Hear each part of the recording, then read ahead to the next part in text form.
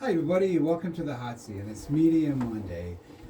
My guest today is Ace Morreal. She is the founder and the director of the Oneida County Pride Association.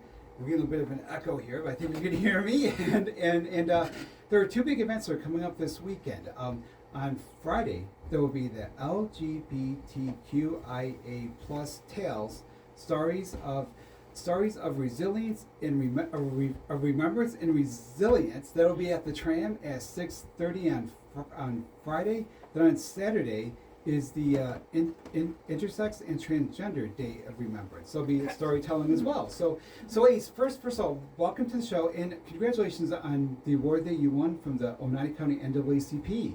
Oh, thank you. Tell us about this award. I'm so excited for you. Yeah, I had randomly gotten a call back in September from Dawn of the NAACP. Yeah. And she said, I'm calling you to tell you that you have to accept this award from us. Wow. It's this year's theme was all in. So Yeah, it's for yeah. people who are quote unquote, all in for the community, Yep. people who are planning everything and are everywhere all at once.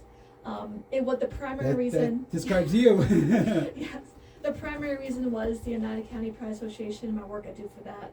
Yeah. But in addition to my work politically with working on campaigns, voter registration, going to rallies, that Yep. kind of stuff. You are definitely all in with so many things, and I really appreciate that. You know, Thank you. you've done a lot for the people in this community that both are LGBTQIA Mhm. and that are not, to educate, to raise awareness and stuff. So, and one of the things will be this Friday. Yes. So why don't you tell us about this storytelling event?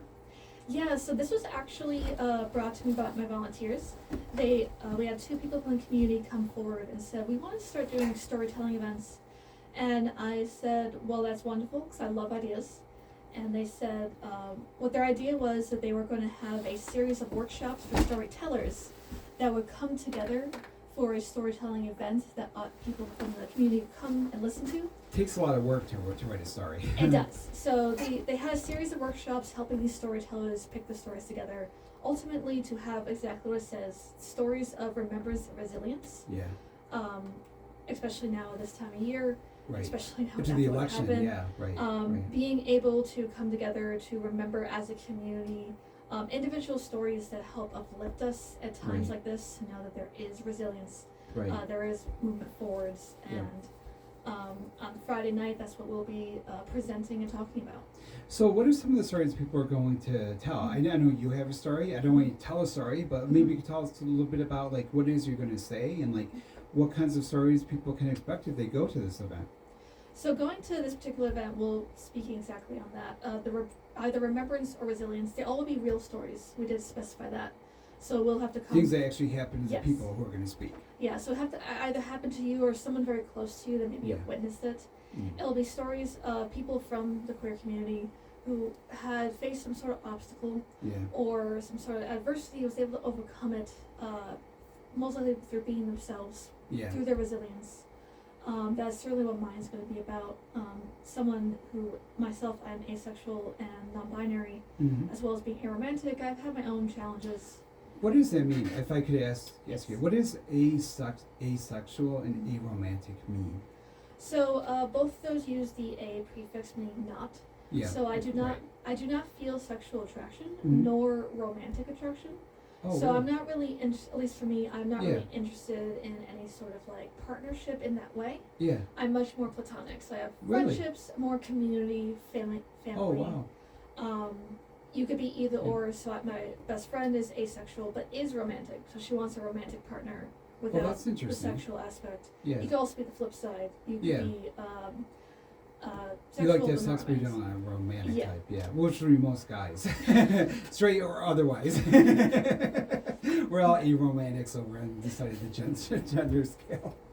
So, what are some of the other things? So actually, what will your story be about?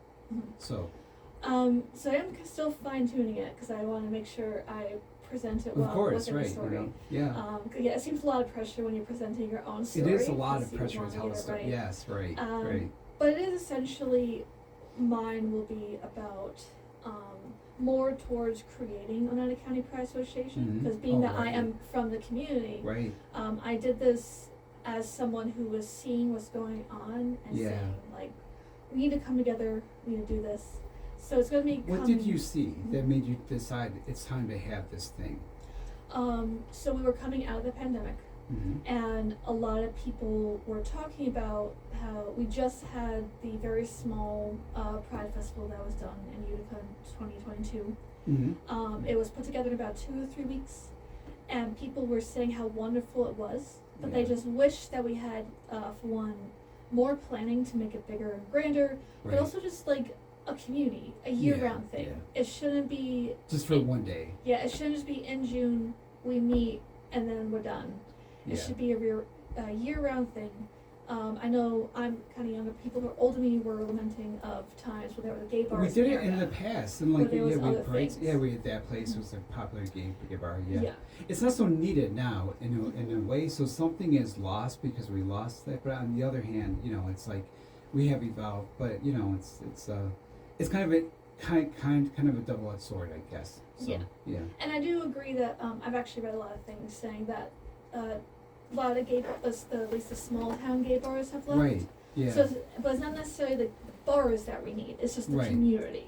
right. We need those Right. places. We need that visibility and Right. connection. Because it used to be kind of a place to organize and to meet and just turn stuff. And like a lot of people too, like the minute I wasn't single, I just turned my back on it because but it's like, and something really was lost when we lost those. But like most people thought, I found someone, I don't have to go out. It was kind of a relief, But so how do you like make up for that with your group? Well, as you know, we do the Pride Festival in June every year. Yep. It is growing, which is Yeah, wonderful. it was huge last year. I was Thank you. so impressed. I mean, the whole like quad from MVCC, it was full of tents Yes. and booths and people, and it was wonderful. But on top of doing that, we do stick to what we've heard, and that we need Yeah. year-round things. Right. So right now we have 4 monthly programmings, and we are still building. So we have, and you can check our Facebook page Yep. for the specifics of it. But Right. a Pride Cafe where we just go to a local cafe and hang out. We have game night, game Mhm. with a Y. Yeah. We have book club, and we Yep. have fiber arts, which is knitting, crochet, all that stuff. Now, how popular has like the fiber art thing become? Luckily we are averaging like 5 to 8 people, which is Really? pretty good for Nice. the group, especially one that just started. Yeah. So I think all of our programs are going pretty well so far, which we're really happy about. What you do in the fiber arts group? So I myself, I knit, crochet, and rug hook. Oh wow. So I kind of just facilitate the space, and so Yeah. people come up with their own projects. Because I know those 3 skills, if someone has questions about those in particular, I'm You willing can to teach help them how to them. do it. So But it is really just, again, a community. Yeah. Crafting is its own community. it is right. So it's right. more of the intersection between the two to bring communities that in. coming together. So speaking of which, like when we have the acronym LGBTQIA plus, what does the I stand for with Intersex? So What is yes, that? the I is the intersex, and those are individuals who at birth doctors cannot determine whether they are male or female. Mm-hmm. And then that also will later include if later in life they either discover or develop characteristics as well that doesn't fit either label. With the gender they've been assigned. Yes. Yeah. So these are people who either their genitalia does not fit the medical binary, Yeah. hormonally does not fit, chromosomally does not fit. Right. There are a lot of different ways that someone medically will be assigned the label intersex. Yeah. And And it must be difficult. I mean, to varying degrees, when people like are thinking probably that they think they were a particular gender completely, and then they start to realize that maybe there was more to it. yeah, because for That'd be very hard. for decades, it was not only like legally allowed, but sometimes even required to force an individual into either one and not tell them that. Wow. So it is possible that you've gone your whole life being told you were a female, but in reality at birth they did a surgery. They on you. decided for you. Yeah. Yeah. Luckily now New York State had reversed quite a bit of those laws, though we're still Good. fighting some of them. Yeah. So the younger generation Mm-hmm. is starting to know Yeah. at an earlier age, so they don't have to have as many struggles in that respect. Yeah. But yeah, there are a lot of people who go their whole lives without knowing. Wow. Because Maybe feeling something was a bit off and not knowing how to Mhm. articulate what the thing was. Yeah. And so for people, so like this is actually like there are a lot of people, there are a considerable number of people within the community at large that Yes. like that are intersex, like more than people might know, more Yes. realize. So Somewhere between 5 to 7% in a lifetime. wow. They say that like at birth, there's 1% of babies that doctors cannot determine Yeah. male or female. But I had no idea it was that many. yes, but as we said, being intersex has a lot of different characteristics. So Yeah. maybe at birth they thought the baby was male or Right. female, but as they Right. develop, they realize they're not. Yeah. So by the time you get to adulthood, there's around 5 to 7% of the population is intersex. Wow. And so like so then what does the Q stand for? I know it can be at times for questioning, but also for queer. And like when I was a kid, like in the 80s and 90s, we thought of it as a disparaging word. So at first it was hard for me to like accept that this was part of our community, that we were going to embrace this. So what is the philosophy behind embracing it? What does it mean to us now as people who are LGBTQ? So I would say, as someone who organizes these events, I have noticed there's a generational divide. Yeah. That is starting to blur a bit, but Right. it is still there of reclaiming the word queer. Yeah. People who are older aren't less keen to reclaiming it. It was really for hard, obvious right? reasons. For obvious reasons, because we were called that as a put Yes. down, like all through high school and middle school and stuff. So it is hard to like, yeah, Yeah, but people like more my age and younger, or maybe a little bit older than me, are they sought to reclaim it as Yeah. an umbrella word for Right. all the diversity that is within our community. Because as you know, the acronym has a little plus at the end. yes, right, Because there is just so many identities that right, do not fit the quote-unquote normal when it comes to gender, sexuality, or Yeah. gender expression. right, That right, for a lot of people, the word queer is a good umbrella. yeah. Or for people who might not necessarily even want a specific label, they Right, just say, right. I'm queer. And Like just- on my own Yeah. person, I do things my own way. I don't have to follow the norms of what society thinks Yeah. I should be like. You know, it kind of means that too. Like, Yeah. And it's to even, express to yourself.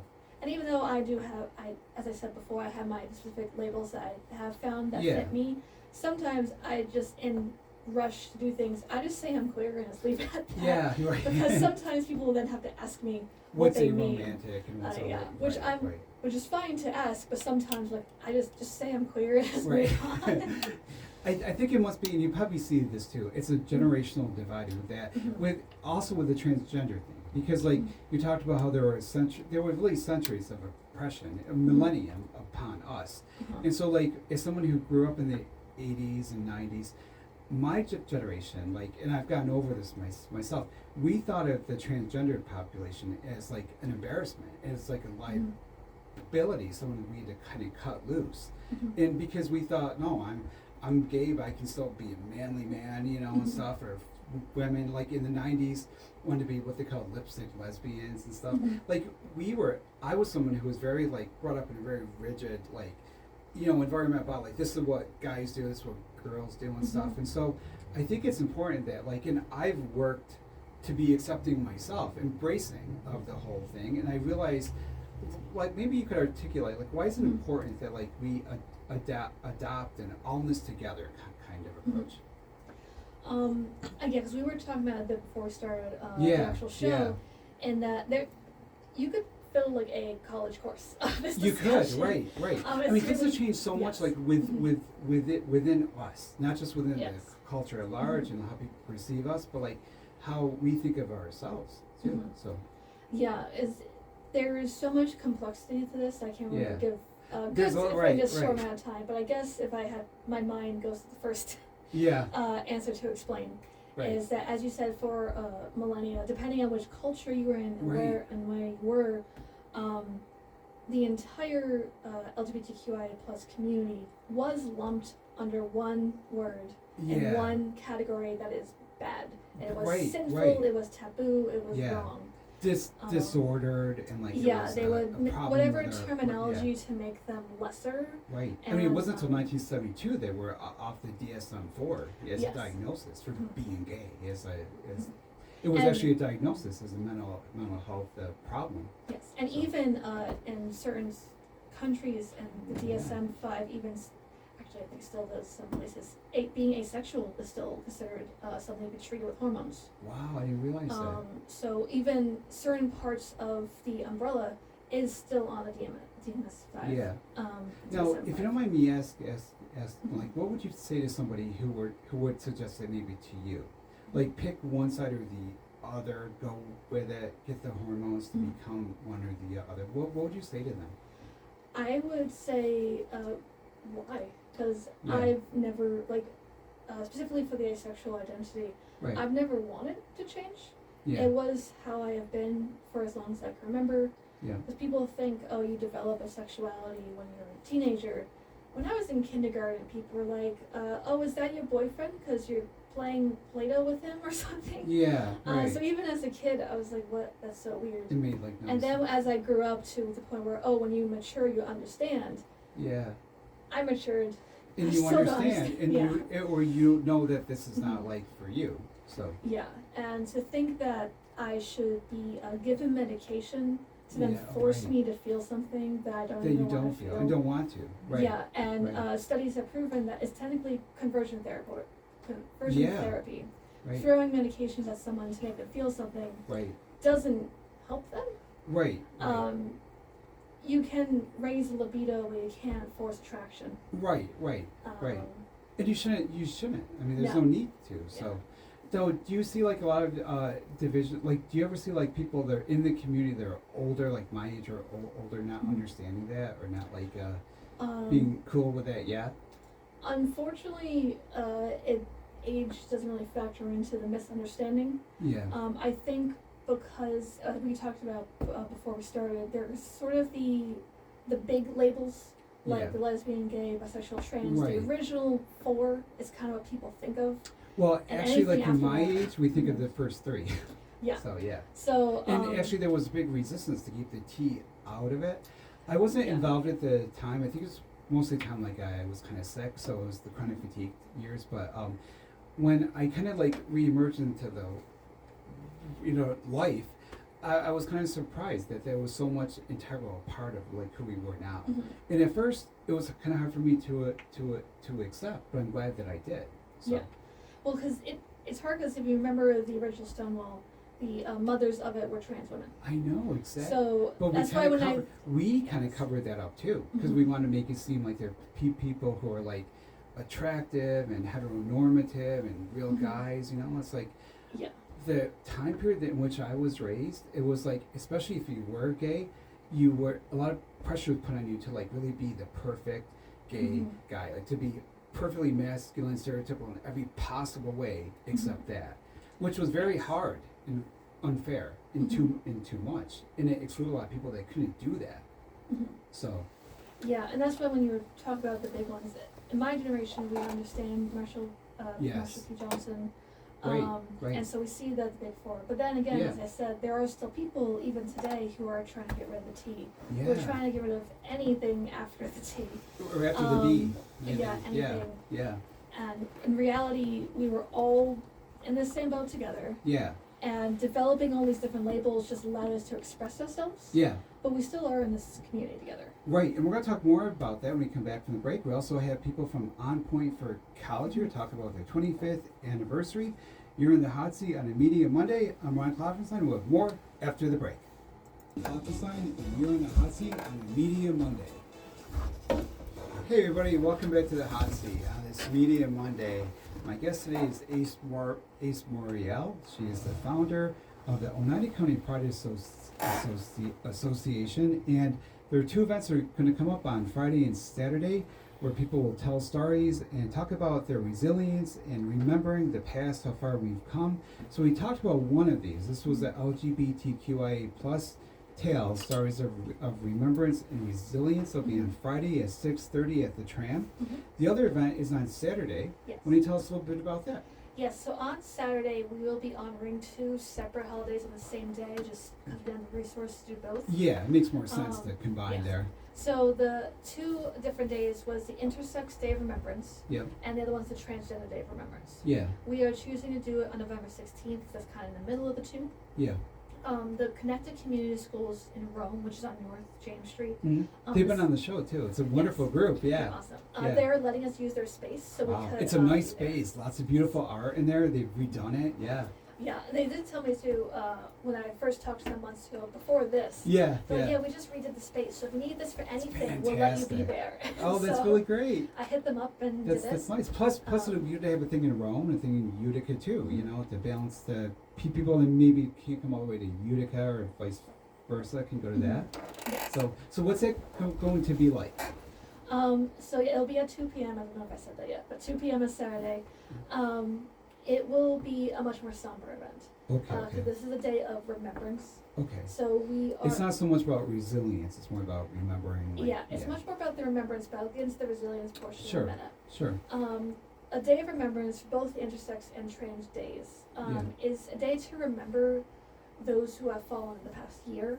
Oh. But okay. it also you can anyone in your life who have passed Yeah. due to the struggles of their identity. Yeah. We touched a bit before early in the program about the intersex identity. Right. Right. How all those unnecessary surgeries and lying to a Yeah. person, it hurts their mental health. Right. Right. And it to the point where some of them may take their own lives. Yeah. But for Mhm. those who are open or those who are found out, that can cause harm to them. So I'm people sure. can also take their lives Because of the reaction. because of reaction. Yeah. So and similarly with trans people, we've talked. It's got to be before really about- hard, still in this day and age, to be trans. Yes. Yeah. So as unfortunate as it is, every year the foundation puts out a video of Yeah. the names of the people who we lost across the nation for transgender people. I'm still looking into the intersex, see if such a video exists as well. Yeah. Yeah. But either way, we're going to honor those that have lost across the nation. Yeah. People who come will honor those who they have lost or come Yeah. to support the community. And what we're going to do is we're going to have those videos. We do have speakers that are both of trans and intersex identities to speak on their own stories. Yep. And that's when the resilience comes in, is Right, as right. we are honoring the people who we have lost, people who have been lost, the struggles that we have faced. Yeah. We will end it with candlelights nice. of people have lost, and Yeah. a story of resilience to kind of pick us up more. Yeah. Because yeah. while it's a day of resilience, I don't want people walking away Right. with just It's the, kind of it's a memorial too. yes. Yeah. I want we need to have that space to Yeah. honor the struggles and those we have lost, Right. but we need to walk away knowing that we still have a community, Yeah. that we're yeah. still together, and that we have the resilience to continue. Right. So it is a much more somber than the night before, Yeah. but it is a community event where we will Right. be together in it. Yeah. And talk a bit more before we go about the event that's on Friday too, Mhm. the Tales of Remembrance. That has more of like a thoroughly uplifting tone. It's Yeah. not a memorial. It's more like about who we are, how we got here, where we're gonna go.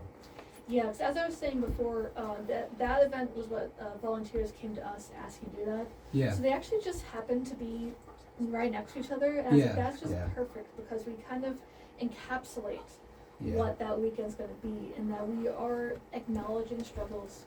We're Yeah. remembering those we have lost, honoring the struggles that just Yeah. being an individual in the community, but Right. we are coming together to be that community. Now, if someone wants to speak at the thing on Friday, Mm-hmm. because actually, the more we talk about this, like I think I probably would like to tell my story too. You know, like when I came out of the closet, it was very different time. It was 1991. Mhm. It was a time when we didn't have civil rights yet, at least in the state. We're still fighting for that. We didn't have marriage right, of course. We couldn't serve in the military.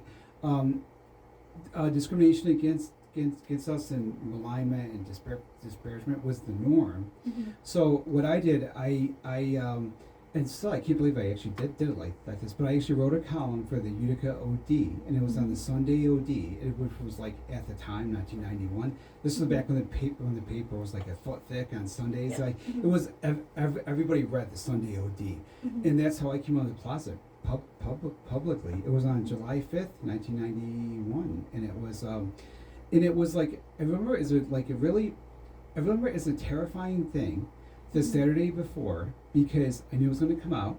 I remember that night I couldn't sleep, and like I waited until I think it was like 5 when the paper came to the house, because back then the delivery boys were bringing the paper in the morning and stuff, and it was like I knew that my life was going to change. I was afraid it was going to change for the worse. It did not, but the fear was like at the time, and it was a different time too. I think in some ways I'm glad that there wasn't social media then, because I would have had to see what everybody thought, and there wasn't.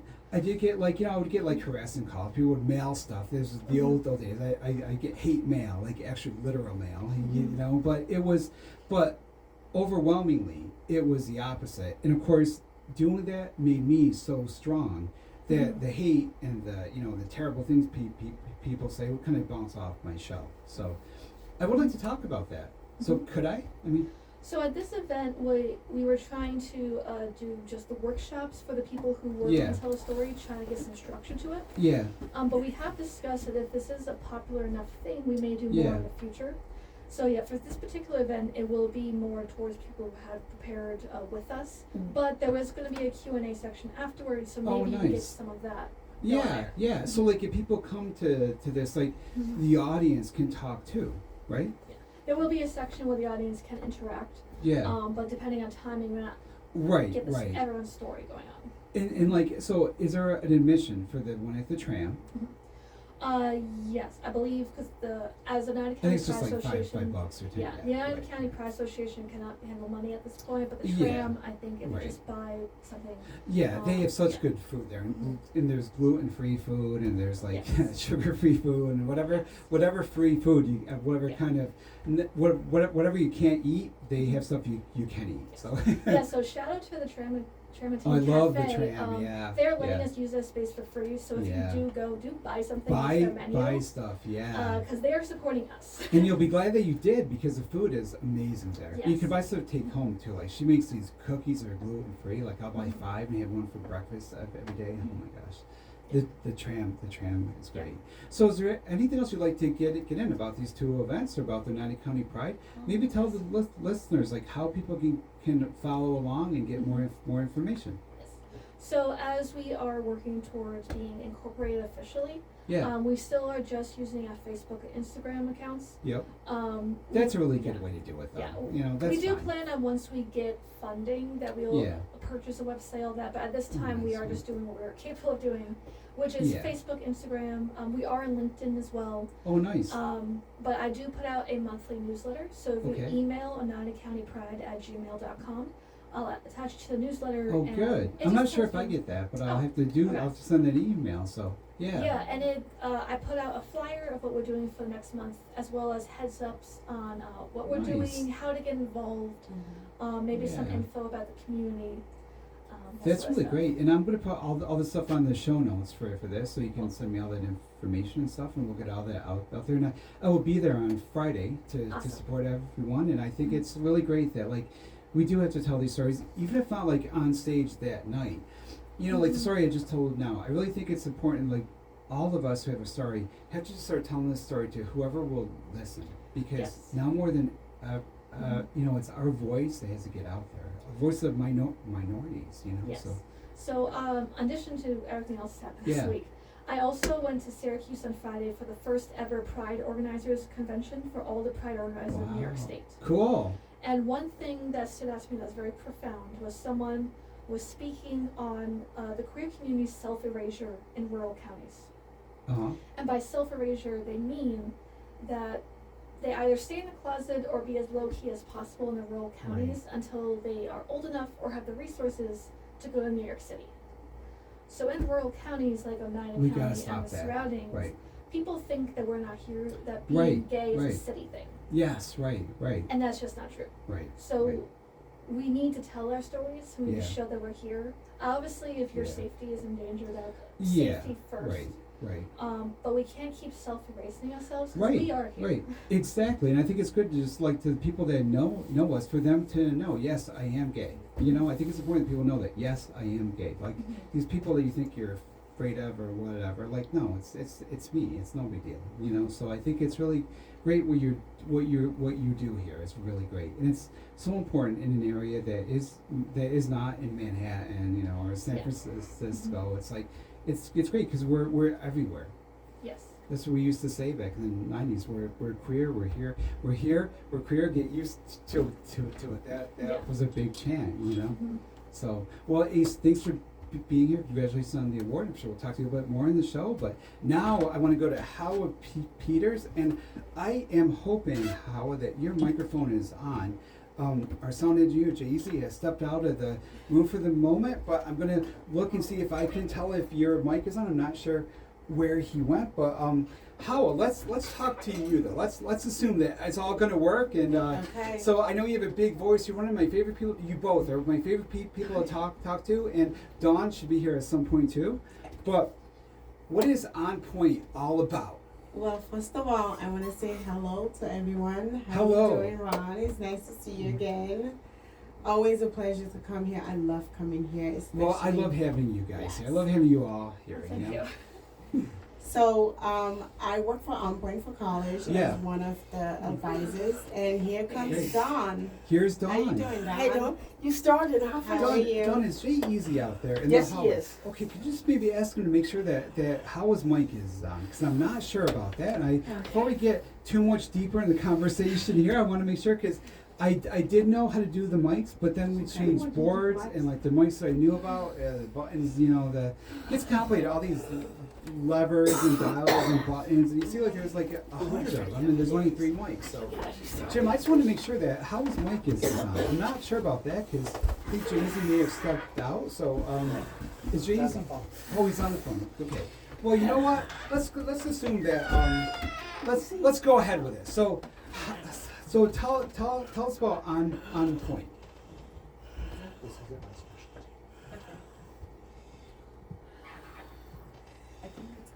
Yes, go right ahead.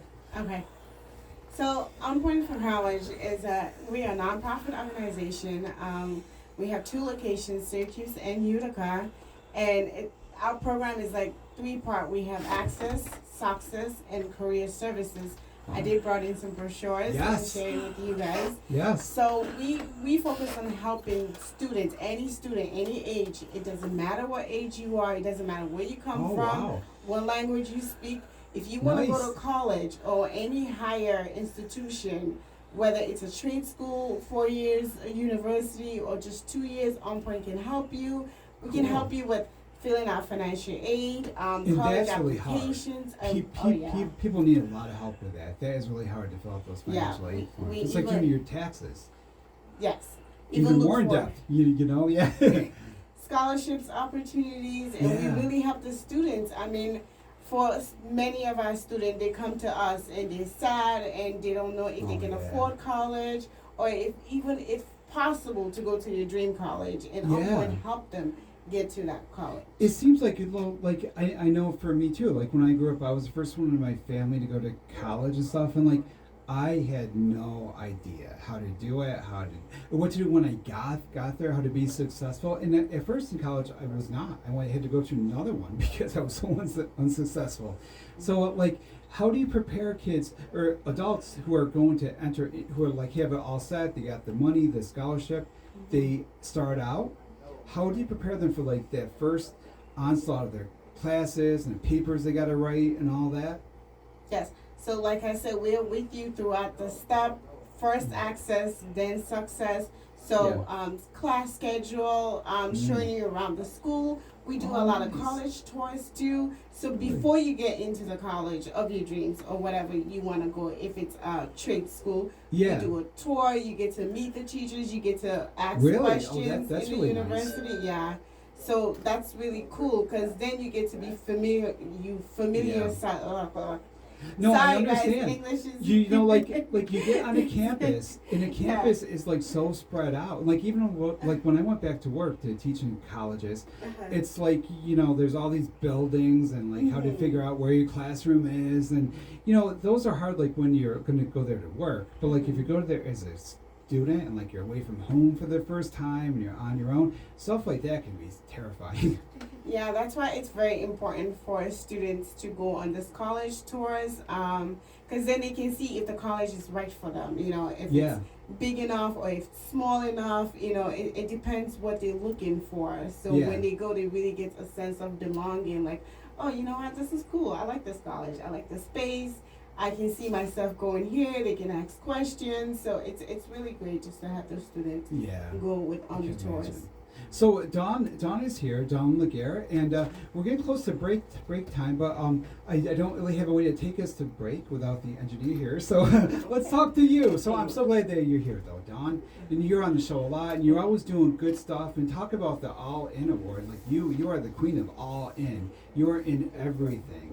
So what's your involvement with On Point? Well, before I discuss On Point, Yeah. I just have to shout out Ace, who Yeah, was we're our so proud of Ace. All-In Yes. Award nominee. And the one thing That's I want awesome. folks to know about Ace, even though she's done phenomenal work Yeah. with the Oneida County Pride Association, I don't want us to pigeonhole her.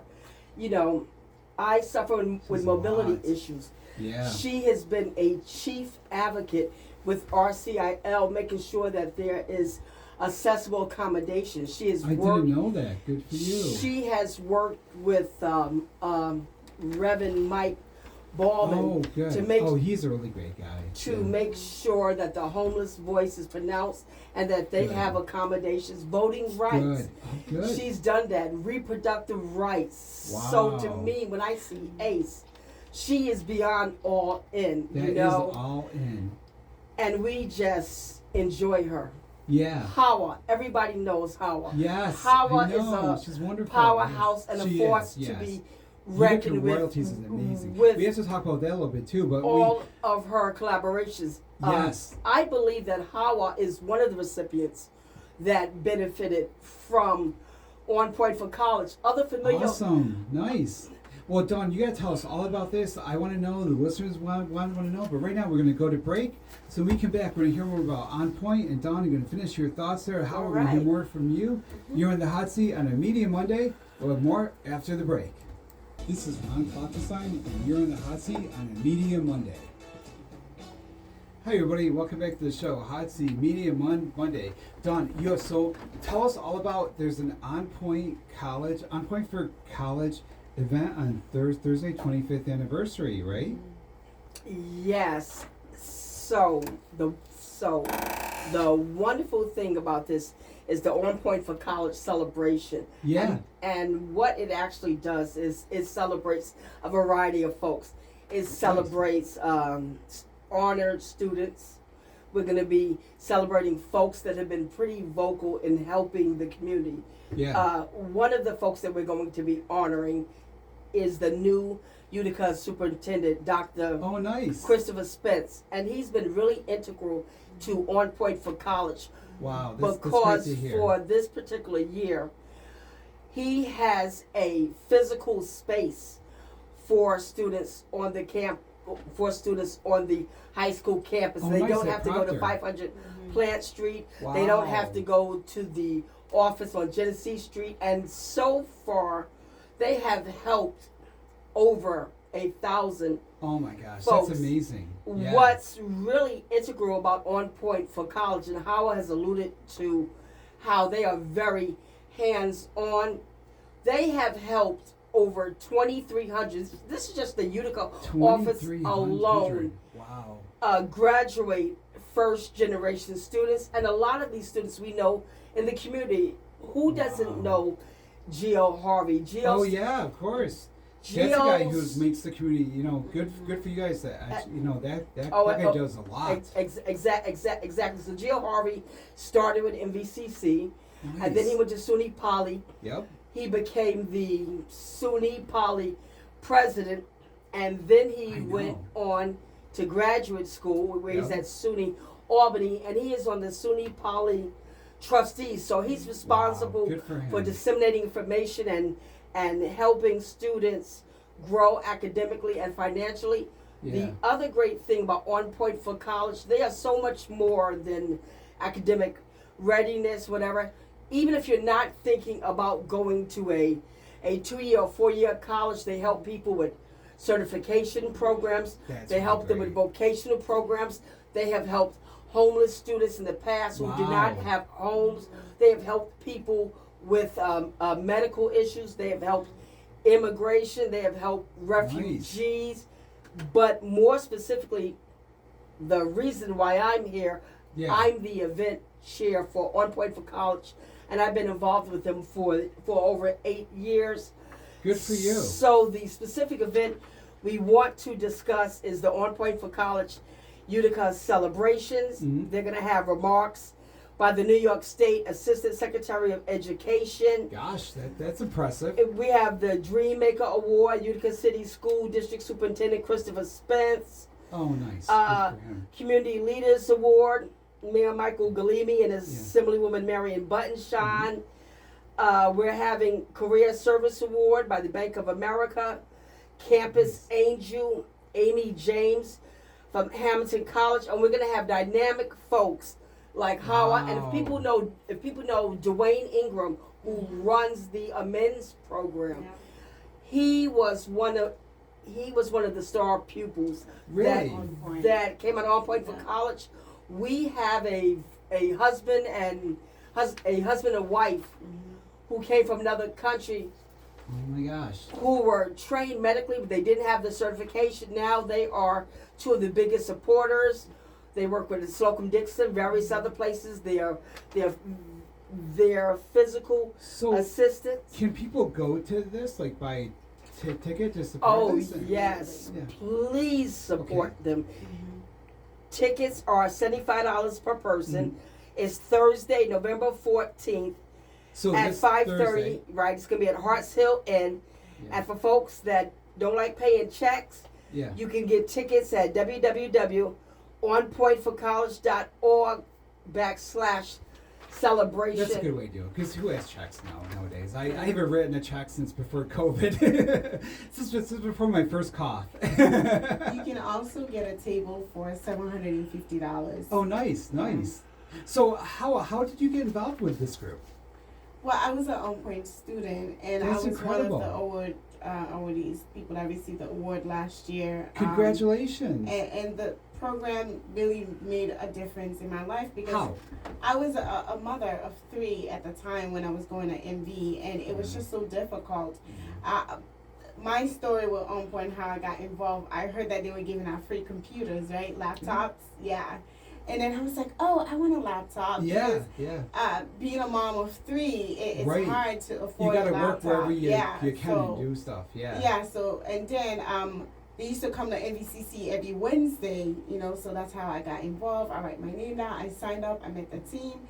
And for me, I ended up getting my laptop, And you got you got your degree too, right? I got my degree, yes, I got my laptop, and I was an On Point student, and I'm always going to be an On Point And look what you're student. doing now. Like, you're working for them, for other people who need help, and the royalties and all the great stuff you do in the community. So I just love the thought of how this group helps people to achieve their goals, and they help everybody else too. It really makes things easier and possible, regardless of your circumstances at home or any status you have going on. On Point really makes it easier, because we sit down, the advisors actually sit down with you one-on-one advising. So going to college is such a big deal, and it's such an abrupt change from other stuff.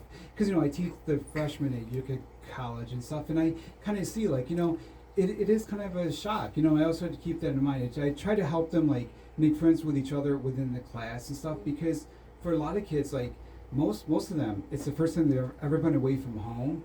All of a sudden, they're away from their home that they lived in their whole life. They're in a dorm with a roommate they don't even know, and then they got to go all these classes, and no one's checking up on them quite like maybe at home. So it's so much to adjust to, right, Dawn? That is it's a really different life. that is really a big key, because I used to be a graduate director at a college in Tokyo, and On Point specifically helped my cousin. She went to Proctor College. She was one of those students that was not quite sure of what she was going to do. She was very bright, but she had tragic tragic situations. Someone had just killed her mother in Kennedy Plaza. Oh wow. She was devastated, Yeah. and on point, and on point for college was really a saving grace. They provided tutoring, they provided therapy. She ended up going to Casanova College, and that's very far Nice. from here. Yeah, it is, right. They would go on the campus, they would check on her academically. They provided her with much needed bedding, tutoring. Oh my gosh, that's amazing. They gave her trips home. They provided her with interns and scholarships. And that was amazing. That's just one. And to kind of link it up, I had another cousin. Yeah.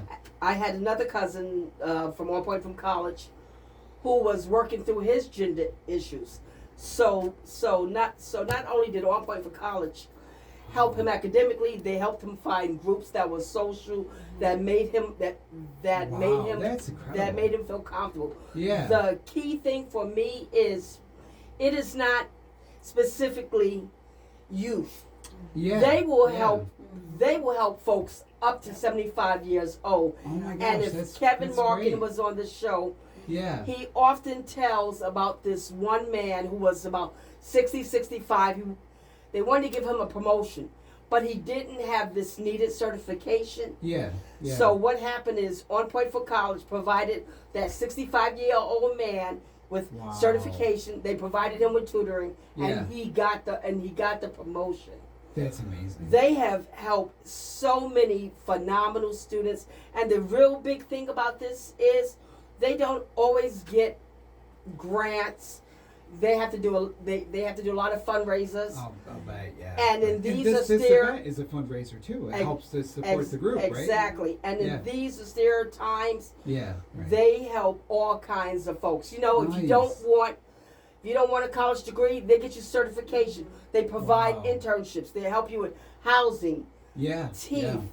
There's so glasses. much to it to go to succeed, like in college alone, or a trade school, or certification. It's complex, and like your whole sometimes you need help with other aspects of your life outside of just like going to school. And it sounds like you guys do all that. We actually really do, and even after college, after you graduate, you're looking for a job, we have career services Wow. that can help you build your resume, look for employment opportunities or even intern opportunity like internship. And Zach, he's at career services in Yeah. Utica, and he can make a resume for a baby. Oh my I'm gosh, not that joking. is so great. He is really good. He's that good at what he- writing things Oh up. yes, he's really good at what he does. So Yeah. that's really great too. So how do people find out more or get involved? Like say if they want your services or from this group, like there's like a dedicated room at Proctor that they can go. Yes, go and to? I'm actually one of the advisors that is in Proctor. Oh, nice, Yeah, every nice. day. So we get to see It's a a great- lot of great students. school. Some students come in and it's like, I don't know what to do, and we have tools Yeah. like career assessment that we do. We have the college tours that I talk about. It's like, okay, Yeah. let's check out some colleges, go on some tours, Yep. see how you feel about that. So Once people get on campus, I think if they feel the vibe and they know like where the cafeteria is, where things Mhm. are, it makes it easier to And- like yeah. conceive of it.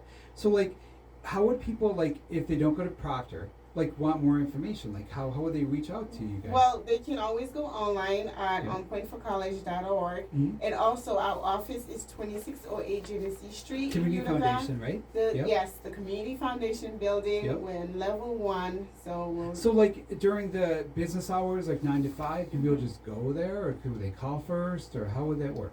We do take walk-ins. They can Nice. call, make an appointment Yep. to any of the advisors, and they can walk in as well, because we always have staff in the office. That's really great. So like if someone thinks about it, like sometimes people I think they like psych themselves out. It's like if it's a walk-in thing, probably if they talk to one person who makes them realize you can do this too, it probably Yeah. helps so much. Yeah, and it's not like you have to go through hoops to get to Right. On Point. It's simple, And if you're interested, we also have like codes you can scan on brochures Oh, and nice. flyers. Like QR codes Yes, and stuff. and then you can fill out the interest form as well. Then we contact you Wow. and say, hey, we saw your interest form. Are you Yeah. interested in coming in and filling out an application? And then we set up a I love that you guys make it like so easy to get help. Yes. You know, because that's the big thing, the intimidation kind of thing, like to call up and think.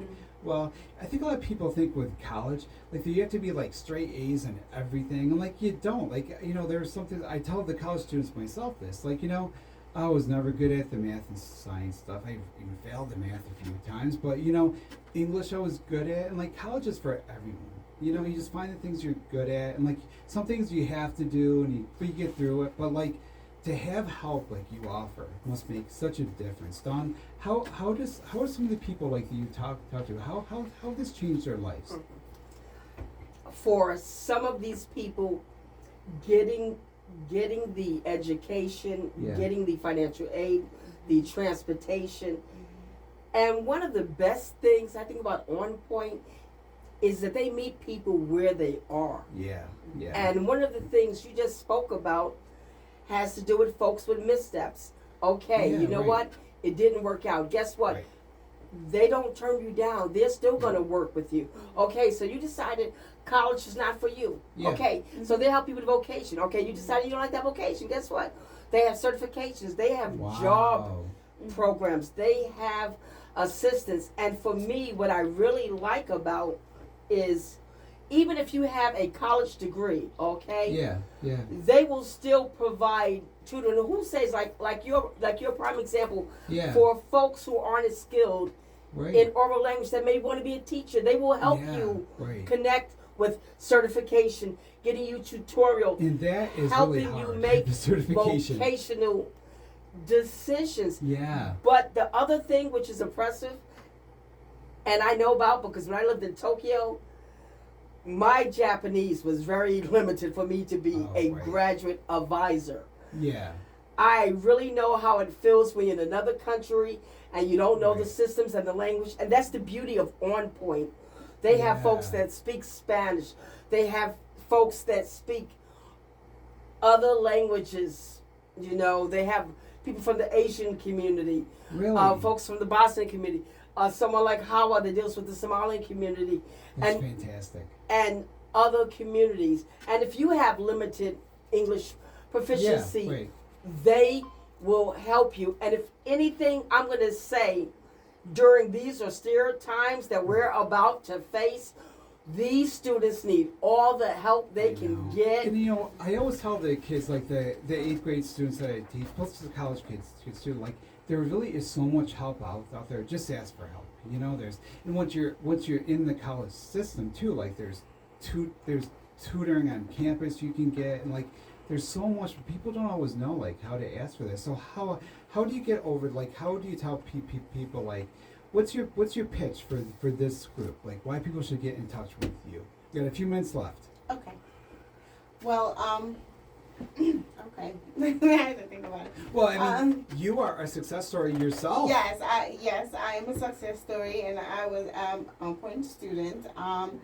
Really, it doesn't matter where you want to go, what college you want to go, you know, or if it's possible or not possible. Yeah. I have Yeah. a student who one of their school is SU, right, and he really Yeah. want to go to SU, and so the college tour, the line was already filled up. It was like limited, you know, and then the student was like, SU is my #1 school. That's where I want to go. But we made that happen. We That's accommodated nice. him to go to the college tour, and Yeah. it was like a highlight of my day. He was so I'll happy when bet. I called him. He was like, "Really, I can I'll come? bet. Oh my Oh, God!" that's I was so like, "Yes, exciting." you can come." So Yeah. just seeing that smile and that Yeah. happiness, you know, it makes the day. It makes And just the day. like helping him do that, like go Yeah. there, see it. It makes it so much more real and Yeah. possible. You know, Yeah, it's yeah. really great. So On Point is just all about possibilities, you know. Yeah. Like you can go to college, you can get a good job, you Yep. can do anything you want to do. You can become Yeah. anybody you want to become. And the fact is, even after you graduate, 10, 15 years from now, Yep. you're always going to be an On Point student. If Oh, I you love still that. need our services after 10 years, let's say your Wow. job doesn't work out, you can come to On Point and it That can is so still great. help I love you that. find Right. employment. Because in So, life, that's what we all do. Like we read career. You know, Yeah. it's like and people like nowadays, like especially young people, they got to prepare for do that like 2 or 3 times in their life. You know, Mhm. it's like you start over at times. I've started over at times after I was sick for 14 years. I didn't work. You know, it's like life is about that. It's resilience too, like Ace was talking about, and like seeing like what's out there and asking for the help that you need. And using the help to get where you want to go, right, Dawn? Exactly. Dawn, you're gonna have the last word here. All so. right. So I am just so grateful to be on this show with phenomenal people. Oh, you're always welcome, Ace, Mary. On Point for College, Yeah. specifically. Thursday, November 14th, 5:30, Harts Hill Inn. Tickets, www.onpointforcollege.org/celebration. I love that. A mind is a terrible thing to waste. It is, yes. Please come Don't waste. out and support this wonderful event. As I said, over 2,000 first-year Wow. generation students from all walks of life have graduated with degrees, certification, and they are Nice. very successful. Yeah. And we have living, And people breathing right here in our examples. community. Exactly. Yes, like Hawa and Gio. Yeah, that's incredible, Don. Well, thank you to all my guests. I'm going to have all this information up on the show notes. I'll have it up by Wednesday night. Thanks for joining me in the hot seat on this Media Monday. I'm Ron Klopfenstein. We're going to pass that microphone over to Jay Easy, and Jay Easy is going to have the Easy Ride Home. So, Don, if you could pass that microphone right over to Jay Easy. Got it? Okay.